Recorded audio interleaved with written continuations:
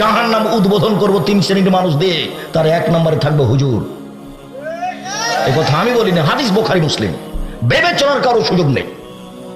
জুব্বা যত বড়ই হোক, আল খাল্লা যত বড়ই হোক, পাগড়ি যত বড়ই হোক, কথা রাসূলের না হলে জাহান্নাম হবেই। তাহাজ্জুদ দিয়ে ঠেকাতে পারবে না, হজ দিয়ে ঠেকাতে পারবে না, বড় হুজুর তার দাপট দিয়ে ঠেকাতে পারবে না।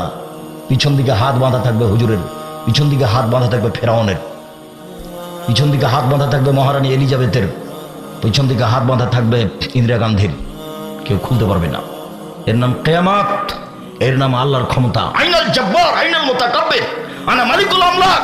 স্বৈরাচারী, স্বেচ্ছাচারী, দাম্ভিক নেতারা কোথায়? আমি হচ্ছি রাজাধিরাজ। বিচারের মাঠে দেখাবেন তার দাপট। এখন তো এমনি রেখে দিয়েছে।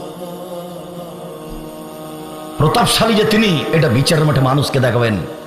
বিচারের মাঠ কাকে বলে সেই দিন মানুষ বুঝতে পারবে ক্ষমতা কি জিনিস। এরপরেও